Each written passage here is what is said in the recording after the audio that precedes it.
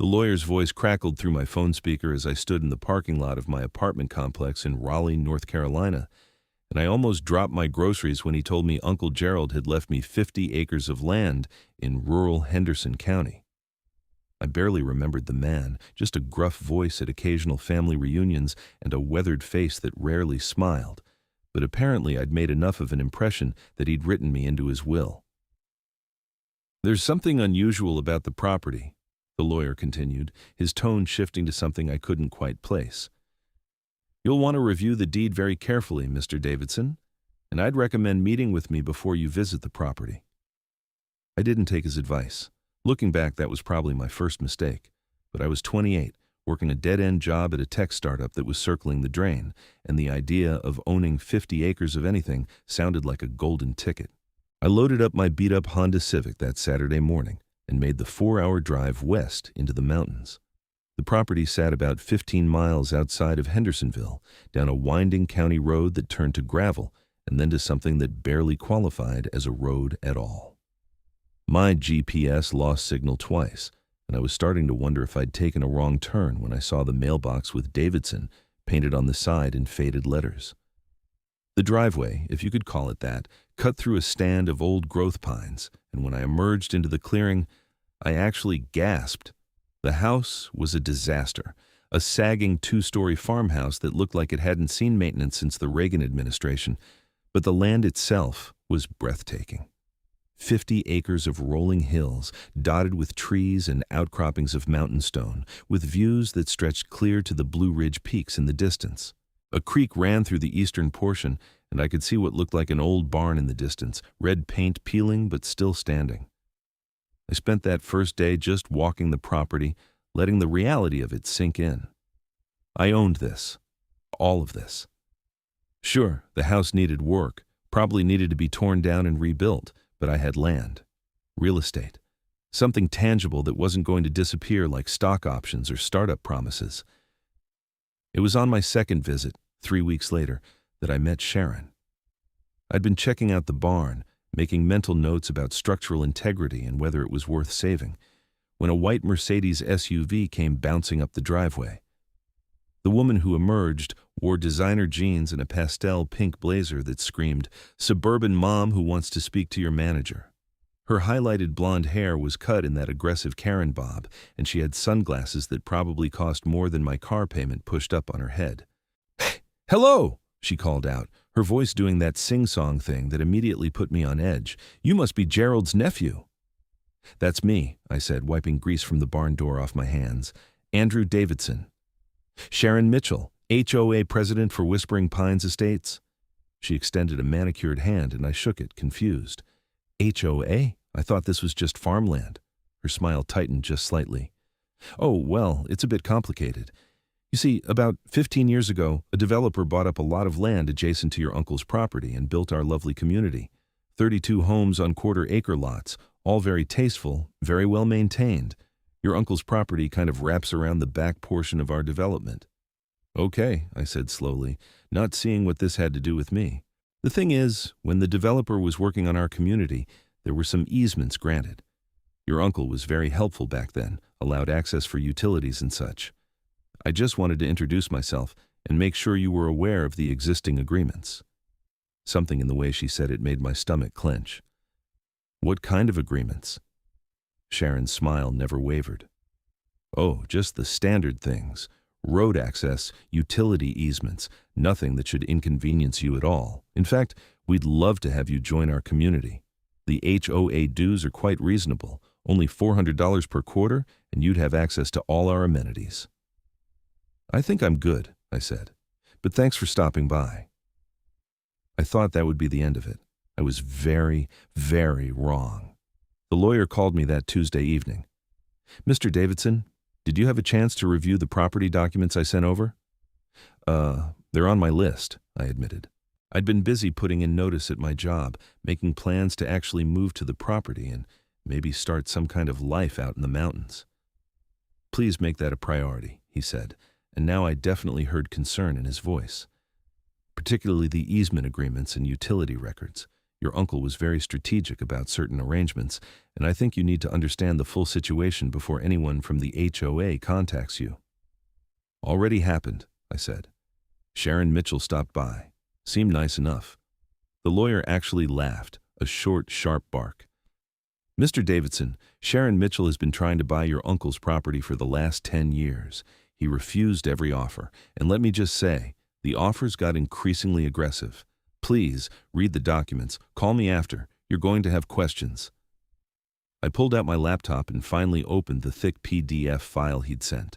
It took me until 2 in the morning to get through it all, and by the time I finished, I was wide awake, my mind racing.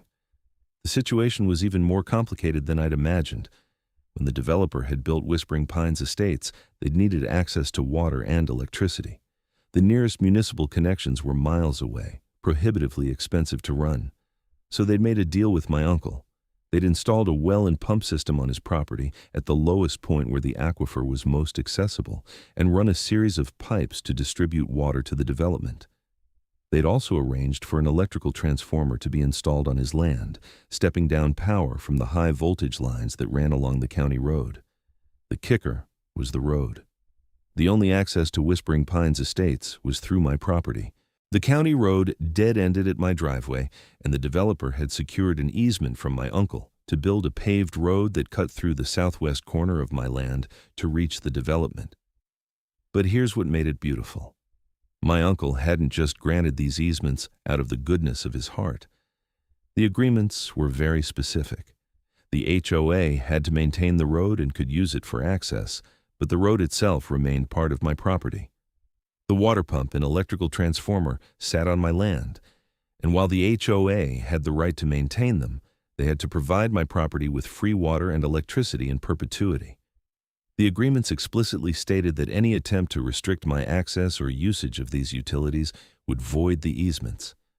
My uncle had been a lot smarter than anyone had given him credit for. I called the lawyer first thing in the morning. "They've been trying to buy me out." "Of course they have," he said. "Right now you have complete leverage. If those easements were ever revoked, the HOA would have to spend probably $2 million running new utilities and building a new road. Maybe more. The geography makes it very difficult. Your uncle knew exactly what he was doing." Sharon Mitchell seemed pretty friendly. "Just wait," the lawyer said. "It won't last." I moved into the farmhouse 3 weeks later. It was rough, sleeping bags on the floor, kind of living while I worked on making the place habitable, but I didn't care. I had land, I had a project, and I had freedom from the corporate grind. The free electricity and water didn't hurt either. I set up a small workshop in the barn and started taking on freelance web design work, using the internet I'd had installed via a line that, conveniently, also ran through my property. Sharon's friendliness lasted exactly 2 months. It started with a letter delivered to my mailbox on a Monday morning. Official HOA letterhead, very formal, informing me that I was in violation of community standards. Specifically, my barn was an eyesore. My driveway needed paving, and the fence I'd started building around my garden didn't meet architectural guidelines. I read it twice, then 3 times, trying to make sense of it. Then I called the lawyer. "Can they do this? I'm not part of their HOA." "Correct. That letter has no legal standing. I'd ignore it." I ignored it. Sharon didn't like that. She showed up the following Saturday with 2 other women, both wearing workout clothes and stern expressions. I was in my yard working on clearing brush when they marched up my driveway. "Andrew, we need to talk about your property maintenance," Sharon announced without preamble. "My property's fine," I said, setting down my rake. "It's really not. The barn is falling apart, you have junk piled everywhere, and frankly, it's bringing down property values for our entire community." "Good thing I'm not in your community then?" One of the other women, a thin brunette with a pinched face, spoke up. "You may not technically be in the HOA, but your property directly affects our homes. We have standards here." "Yeah, and they apply to your quarter-acre lots. I've got 50 acres, and I'll do what I want with them." Sharon's smile was frozen now, all teeth and no warmth. "Andrew, I don't think you understand the situation. We're trying to maintain a certain quality of life here. Your property is visible from several of our homes, and the condition it's in is unacceptable." Then stop looking at it, I suggested. The third woman, older with steel-gray hair, actually gasped. Sharon's face went red.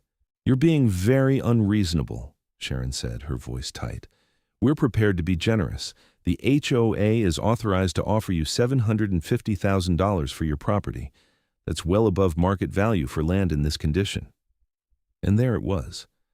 This wasn't about property maintenance. It was about control. "Not interested," I said.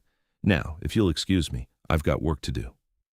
"This isn't over," Sharon said as they turned to leave. "You can't just do whatever you want out here." "Actually," I called after them, "I can. That's kind of the whole point of owning property." The next violation letter came 3 days later, then another one the week after that. They were alleging everything from noise violations to environmental hazards. None of it was true, and none of it had any legal weight, but it was annoying. Then Sharon made her first real mistake. I woke up one Tuesday morning in July to the sound of equipment. Heavy equipment. I pulled on jeans and boots and headed down my driveway to find a contractor with a small excavator digging along the road easement. "What's going on?" I asked the operator, a guy in his 50s with sun-weathered skin. He shut off the machine. "HOA hired us to widen the road, going to add drainage on both sides." "Did they get permission from the property owner?" He looked confused. "Lady said they owned the easement." "They have an easement to use the road," I said carefully, "but this is my property. They can't modify it without my permission." The contractor's face fell. "Ah, hell, this is going to be one of those jobs." I called the lawyer immediately, and he fired off a cease and desist letter within an hour. The contractor packed up and left, apologizing profusely. Sharon called me that afternoon, and she wasn't trying to be friendly anymore.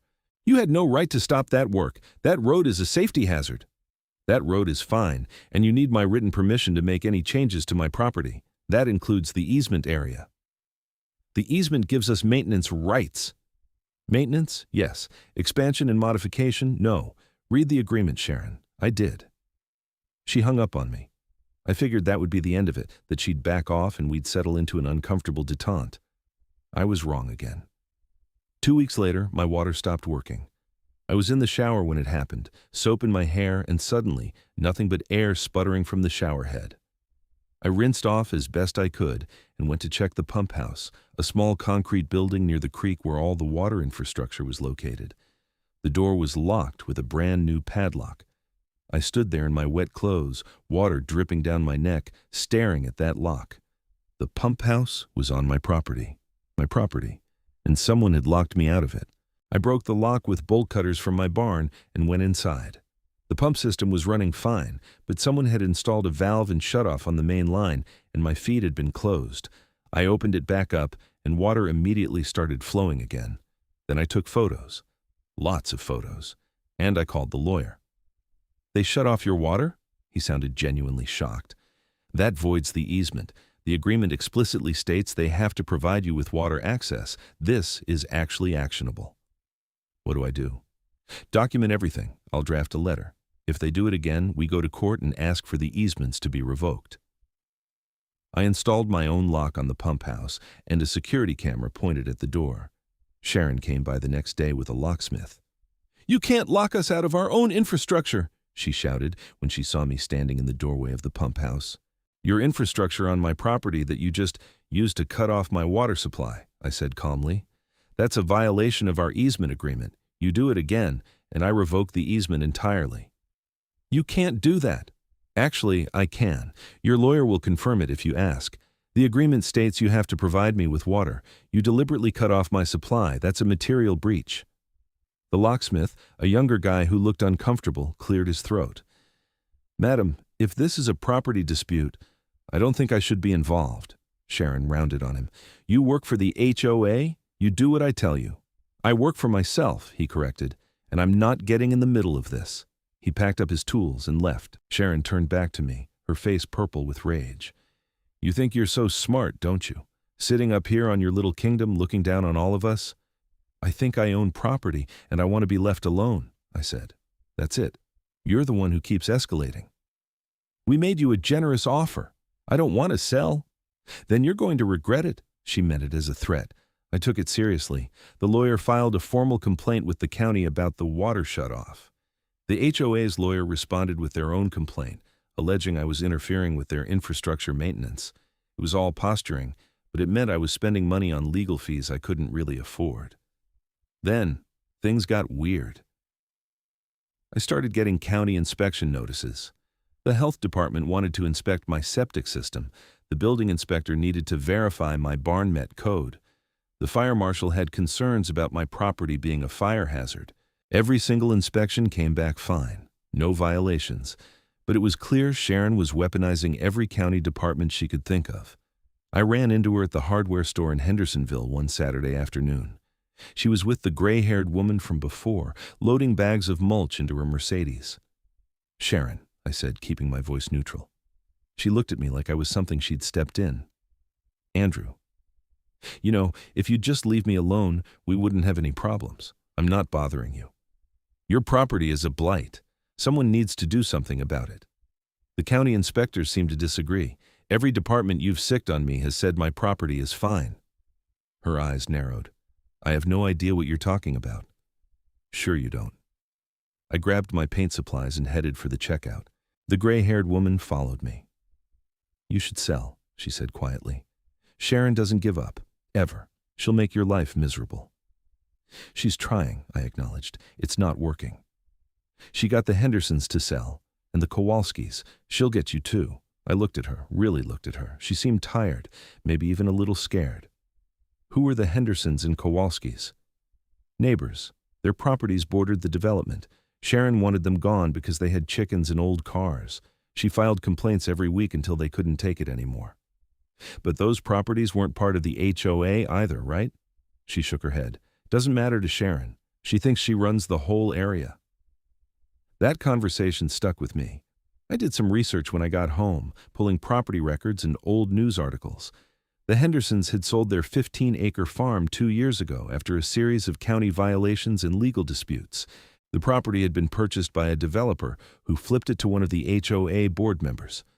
The Kowalskis had owned 20 acres on the north side of the development. They'd sold last year, and that property was now owned by Sharon's husband's company. Sharon wasn't just trying to control the neighborhood. She was systematically buying up adjacent properties, probably with an eye toward expanding the development or just eliminating anyone who didn't fit her vision. The difference was, those families hadn't held the leverage I did. I reinforced that leverage in August. I had an attorney draw up new signage that I installed at every access point to my property. They clearly stated the terms of the easement, the limitations on HOA access, and my rights as the property owner. I also had the water and electrical systems inspected by independent contractors who confirmed everything was functioning properly and that I was well within my rights to monitor and control access. Sharon responded by calling an emergency HOA meeting. I knew about it because one of the residents, a guy named Frank who'd introduced himself while hiking through the area, stopped by to warn me. "She's telling everyone you're trying to extort the HOA," Frank said. He was in his 60s, retired, and apparently fed up with Sharon's antics. "Says you're going to cut off our water and power unless we pay you." That's completely false. I've never threatened anything like that. I know, a lot of us know, but Sharon's got a faction that believes everything she says, and they're getting riled up. "What can they actually do?" Frank shrugged. "Legally? Probably nothing. But mobs don't always care about legality." He was right to be concerned. 2 days later, someone cut my fence. The section I'd built around my garden was cleanly snipped in a dozen places, and deer had gotten in and destroyed half my vegetables. I filed a police report, but there were no witnesses and no evidence beyond the cut wire. Then, someone dumped trash at the end of my driveway. Bags of garbage, old furniture, even what looked like construction debris. I hauled it all away and installed cameras at the road entrance. The cameras caught Sharon's Mercedes driving slowly past my property at odd hours. Sometimes she'd stop, just sitting there for minutes at a time, staring up toward my house. It was unsettling, and I started keeping my doors locked even during the day. In September, the HOA filed a lawsuit. They were seeking a court order to force me to maintain my property to their standards and claiming the condition of my land constituted a public nuisance. It was a nuisance lawsuit in every sense of the word, but it meant I had to hire a lawyer and prepare a defense. My lawyer was confident. They have no standing. You're not part of the HOA, and there's no county ordinance they can point to that you're violating. This will get dismissed. How long will that take? A few months, probably. Judge will likely require mediation first. The mediation session in October was a disaster. Sharon showed up with 3 board members and their lawyer, a slick guy in an expensive suit who looked like he'd rather be anywhere else. I had my lawyer, a woman named Patricia Chen, who specialized in property law and had a reputation for not backing down. The mediator, a patient man in his 70s, tried to find common ground. It seems like there's room for compromise here. Mr. Davidson, would you be willing to maintain certain sightlines to address the HOA's aesthetic concerns? No, I said, because this isn't about aesthetics. This is about Sharon wanting to buy my property and me not wanting to sell. Sharon's lawyer jumped in. That's a gross mischaracterization. The HOA has legitimate concerns about property values and community standards. The HOA has concerns about not controlling every square inch of land in the area, Patricia countered. Mr. Davidson's property is not subject to HOA rules, period. This lawsuit is harassment, and we're considering a counterclaim for legal fees and damages. Sharon leaned forward. You know what I think? I think you're a squatter who inherited something you don't deserve, and you're too stupid to understand the opportunity you've been given. The mediator winced. Ms. Mitchell, that's not helpful. I don't care about helpful, Sharon snapped. I care about protecting my community from people like him who don't respect property values or decent standards. Decent standards, I repeated. Like not cutting off someone's water supply? Her lawyer put a hand on her arm, but she shook him off. You locked us out of our own infrastructure.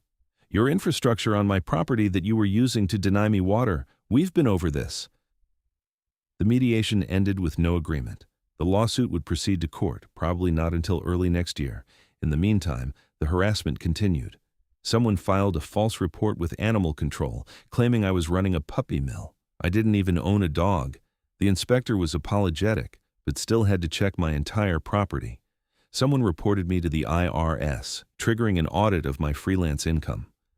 That one was particularly stressful because while I was completely above board with my taxes, audits are never fun. Someone called the state environmental agency, claiming I was dumping chemicals in the creek. The inspector found nothing, of course, but warned me that repeated false reports could indicate a harassment campaign and I should document everything. I was documenting. I had folders full of letters, photos, police reports, and recorded interactions. My lawyer said it would all be useful when we countersued, but in the meantime, it was exhausting. Then, in November, Sharon made her biggest mistake yet. I'd been in town for the afternoon, grabbing supplies and having lunch at a diner where the waitress had started to know my order. When I got back to my property around 4 in the afternoon, I immediately knew something was wrong. There was a work truck parked near the transformer, and I could hear the hum of equipment. I drove up fast and found 2 utility workers disconnecting my power feed from the transformer. Stop! I shouted, jumping out of my car. What are you doing? The older of the 2 workers, a heavy-set guy with a clipboard, looked confused. We got a work order to disconnect this feed. Says it's unauthorized usage. Authorized by who? The HOA. They own the transformer. The transformer is on my property, and they're required by easement to provide me with power. Let me see that work order. He handed it over. It was on HOA letterhead, signed by Sharon, claiming that I'd been stealing electricity and the feed needed to be disconnected immediately. This is false, I said, my hands shaking with anger. I have an easement agreement that explicitly gives me access to this power. They're trying to illegally cut off my utilities. The younger worker looked at his partner. Man, I don't want to be in the middle of a property dispute. Smart, I said, because if you disconnect my power based on false information, you're going to be named in the lawsuit I file. The older worker sighed. You got documentation of this easement? I pulled it up on my phone, showing him the relevant sections of the agreement. He read it carefully, then swore under his breath. This is the 3rd time this month someone's given us bad information on a disconnect order. I'm calling the office. He made the call, explaining the situation. After a lot of back and forth and my lawyer getting involved via conference call, the utility company agreed to leave my power connected and red flag the account so no one could order disconnection without verified authorization from both parties. But the damage was done. Sharon had just made a second attempt to illegally cut off my utilities, and this time I had witnesses from a third-party company. Patricia called me that evening, and I could hear the satisfaction in her voice. This is exactly what we needed. 2 documented attempts to violate the easement agreement. We're filing for immediate injunctive relief and moving to have the case dismissed with prejudice. We're also countersuing for harassment and seeking damages. How much trouble is Sharon in? Legally? A lot. She's made false statements to utility companies and contractors, she's attempted to deprive you of essential services, and she's done it all while representing the HOA, which means the HOA itself is potentially liable. The countersuit was filed the next week. We weren't just going after Sharon, we were going after the HOA's insurance and bonding, seeking compensation for legal fees, lost time, and emotional distress. We were also asking the court to impose restrictions on how the HOA could contact me and use the easements. Sharon's response was to double down. She sent a letter to every HOA member claiming I was trying to destroy their community and urging them to contribute to a legal defense fund. Some of them did. But others, like Frank, started asking questions.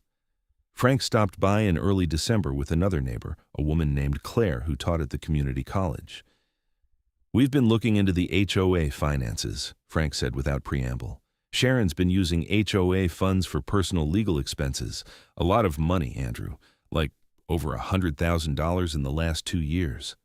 Is that legal?" I asked. Claire shook her head. "Not unless the expenses are for legitimate HOA business.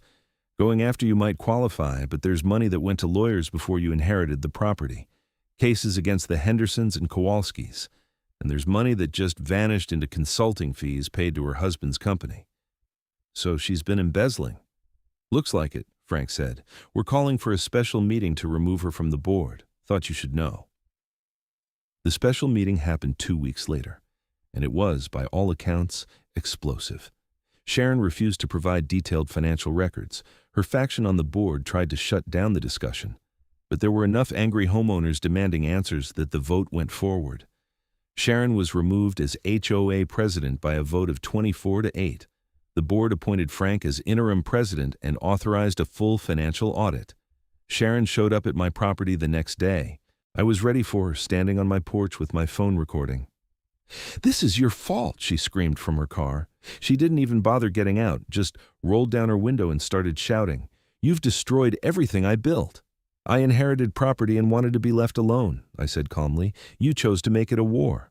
"I'm not done with you. You think removing me from the board changes anything? I'll get my lawyers, I'll file appeals, I'll make sure you never have a moment of peace." "Sharon, you need to leave my property, now." "Or what? You'll call the police? Go ahead. Tell them how you're holding an entire community hostage with your easements."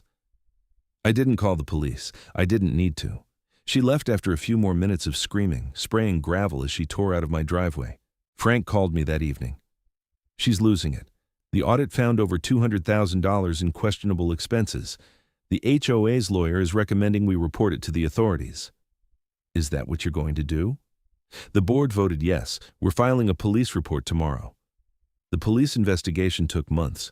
It was January before I heard anything concrete, and by then I'd almost forgotten about it. The lawsuit was winding down. Sharon's lawyer had withdrawn, citing non-payment, and the HOA's new legal counsel was negotiating a settlement. They'd agreed to pay my legal fees, issue a formal apology, and implement strict guidelines on how they could access the easements. Then, in February, Sharon was arrested. The charges were extensive: embezzlement, fraud, filing false police reports, and something called criminal mischief related to the utility shutoffs. Her husband was arrested too, on charges related to the consulting fees his company had received. I didn't feel triumphant. Mostly I just felt tired. The case went to trial in May. I had to testify about the utility shutoffs and the harassment campaign. Sharon's defense was that she'd been protecting the community and that I'd been the aggressor, but the evidence was overwhelming. The jury convicted her on all counts in less than 3 hours. She got 4 years in prison, though the judge suspended half of it pending restitution to the HOA. Her husband got 3 years, all suspended, and a massive fine. The HOA settled with me for $75,000, which mostly covered my legal fees, and then some. More importantly, they agreed to leave me alone. Frank and the new board had no interest in continuing Sharon's crusade. I spent the settlement money on renovations. The house got a new roof, new windows, and a complete overhaul of the electrical and plumbing systems. I hired contractors to repair the barn, and I built a proper workshop inside. The property started to look less like a salvage yard and more like a working homestead. Frank and Claire became actual friends. They'd come by sometimes for barbecues, and we'd sit on my porch watching the sunset over the mountains. Other neighbors started warming up too, realizing I wasn't the villain Sharon had painted me as. "You know," Frank said one evening in July, beer in hand and lightning bugs starting to flicker in the meadow below us, "Sharon was right about one thing. Your property does affect our community." I tensed, but he was grinning. "It makes us look better. All that land kept natural, wildlife corridors preserved. Some of us have been talking about conservation easements for our own properties. Keep the development from sprawling any further." "I'd support that," I said. "Oh, figured you would." He took a sip of his beer. "She could have had all this, you know, if she'd just approached you as a neighbor instead of trying to bully you into selling. Could have built a real community." "Some people only know how to control," I said. "They can't imagine cooperation." The water pump needed maintenance in August, and the new HOA board actually asked my permission before sending contractors. I let them in, showed them the system, and even suggested some improvements that would benefit both my property and the development. They implemented them, and everyone's water pressure improved. The transformer needed an upgrade in September. The power company worked with both me and the HOA to install a larger unit that could handle increased demand. I didn't charge them for access, didn't make demands. I just treated it like what it was, a shared resource on my land that benefited all of us. Sharon wrote me a letter from prison. It arrived in October, almost exactly 2 years after the mediation where everything had gone wrong. The letter was short, bitter, and blamed me for ruining her life. She hadn't learned anything. I threw it away without finishing it. By the time autumn rolled around again, the property felt like home. I'd built a life here, scraped together enough freelance clients to make a decent living, and found a community that actually functioned like a community should. The land was still beautiful, still wild, still mine. I was sitting on the porch one Saturday morning in early November, coffee steaming in the cold mountain air, when a car pulled up the driveway. Young couple, mid-20s, looking nervous. "Hi," the woman said when I walked down to meet them. "We're sorry to bother you, but we just bought a lot in Whispering Pines, and Frank said we should come introduce ourselves." "Andrew Davidson," I said, shaking their hands. "Emily and Robert Chen," the man said. "We're building next spring. Frank mentioned you've been really helpful with the HOA, and we wanted to say thanks. The new policies they have about respecting neighbors and conservation, that's partly because of you." "Just wanted to be left alone and treated fairly," I said. "Still," Emily said, "it made a difference. The HOA was actually one of the selling points for us, how reasonable they'd become." We talked for a while about their building plans and their hopes for raising a family out here in the mountains. They were good people, the kind of neighbors anyone would want. When they left, I felt something I hadn't felt in a long time, optimistic about the future. I spent that afternoon walking my property, really looking at it. The 50 acres that Uncle Gerald had left me had given me more than just land. They'd given me purpose, community, and a hard-learned lesson about standing your ground when you're right. The water pump hummed quietly in its housing, feeding 32 homes plus my own. The transformer buzzed with electricity, powering computers and lights and all the small necessities of modern life. The road wound through my property, connecting my neighbors to the county road and the wider world beyond. I could have sold, could have taken any of Sharon's offers and walked away with enough money to start over somewhere else. But this was my land now, my home, and I'd fought for it. The sun was setting behind the Blue Ridge peaks, painting the sky in shades of orange and purple. I stood on my hill looking out over the valley where the lights of whispering pines were just starting to flicker on, and I felt something like peace. Uncle Gerald had known what he was doing when he left me this place. He'd given me leverage, yes, but more than that, he'd given me the opportunity to learn what I was made of, whether I'd bend to bullies or stand my ground, whether I'd let someone else define what my life should look like or carve out my own path. I chose to stand, and in standing, I'd built something that mattered. The property would need work, always would. There were fences to mend, structures to maintain, land to steward. But it was good work, meaningful work, and it was mine. I headed back to the house as full darkness fell, the lights of the farmhouse welcoming me home. Tomorrow I'd start on the new chicken coop I'd been planning. Maybe I'd call Frank and see if he wanted to go fishing in the creek. Maybe I'd just spend the day working in the barn, building something with my hands. Whatever I did, I'd do it on my own land, by my own rules, answering to no one but myself.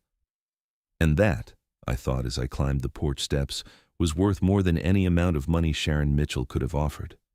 The land stretched around me in the darkness, 50 acres of possibility and peace. The water flowed, the electricity hummed, and the road wound through it all, connecting without controlling, sharing without surrendering. It had been a long fight, exhausting and expensive and occasionally frightening, but standing here now, master of my own small kingdom in the North Carolina mountains, I knew I'd made the right choice. Some things are worth fighting for. Property, principle, the simple right to be left alone. Uncle Gerald had understood that, had built protections into those easement agreements that gave me the tools I needed to win. I raised my coffee mug to the night sky, a silent toast to a gruff old man I'd barely known, but who'd seen something in me worth investing in. "Thanks, Uncle Gerald," I said to the stars. "I'll take care of it." And I would. For as long as I had breath in my body, this land would stay wild and free and mine. No HOA, no Sharon Mitchell, no amount of pressure would change that. I'd learned what mattered out here in these mountains. Not property values or architectural guidelines or the approval of people who valued control over community. What mattered was the land itself, the freedom to live according to your own vision, and the courage to stand up for what was right, even when it would have been easier to surrender. The farmhouse door closed behind me with a solid, satisfying thunk. Home, my land, my rules, and I was never giving it up.